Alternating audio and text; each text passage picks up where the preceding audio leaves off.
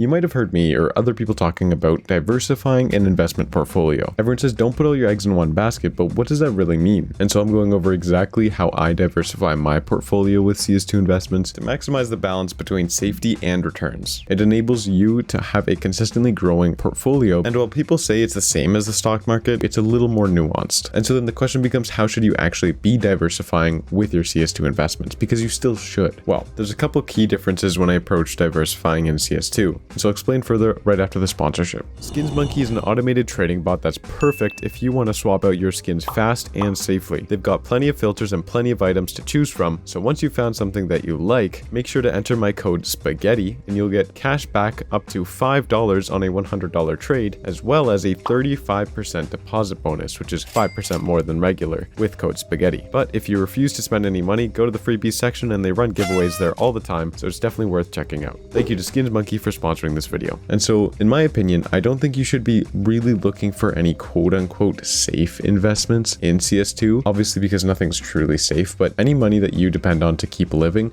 I wouldn't recommend putting it in CS2 anyway, and so that should be diversified in different sectors within the stock market. And so then if that's your safety net and that's what you're depending on, CS2 should be something that you're just playing around with, money you're willing to lose. And so going by that logic, you should be taking the riskier investments that have more potential gain, which would be contrary to going into every item and diversifying like you would in the stock market. I'm already hearing the comments being typed out, and no, this doesn't mean that you only go into one item. This means you only go into a few items and not the whole market, because individual items are still very subject to the changes of updates or players' interest. And so if you're going into a few items, they generally can balance themselves out, which brings me beautifully to my next point, which is how many items should you really be looking for? I would say the number should be at least 5 items, because from my experience, if you're in around 5 to 10 items, you're actually going to see a difference in returns throughout those items. Whereas sometimes if you're in 2 or 3, they could perform the exact same. And so it forces you to dip your toes in just some other areas of investing. But personally, I wouldn't recommend anything higher than 10, and that's for the reasons mentioned prior. It also makes it easier to research and follow, which is a nice little benefit. And so all in all, I consider my CS2 investments as a diversification for my other real world investments like stocks or silver or whatever it may be. And so I think the idea of having CS2 investing as its individual entity where you fully diversify yourself within it is a little bit backwards. It should be viewed as like a single stock investment where you're just putting a portion of your money in there and seeing what happens. Now, all in all, I say this, but a third of my portfolio is actually in CS2 items, with the rest being in individual stock picks, ETFs, and high interest savings accounts. But there's a key thing to note, and that's the fact that I didn't put a third of my portfolio in CS2. I just grew my CS2 investments to be a third of my portfolio, if that makes sense. But I'm still well diversified in other sectors through the stock market, so it allows me to take some more risks with my CS money and hopefully grow it more, which is where I think the best position to be in for CS2 investing is. But that's just my opinion. Maybe I'm just trying to keep you trapped in the rat race, who knows? And let me know how you guys diversify, because I haven't really talked to anyone about this. It's just what I personally do, and so it's interesting to hear other people's opinions. I would very much appreciate a subscription if this was interesting. Otherwise, that's all. Bye bye.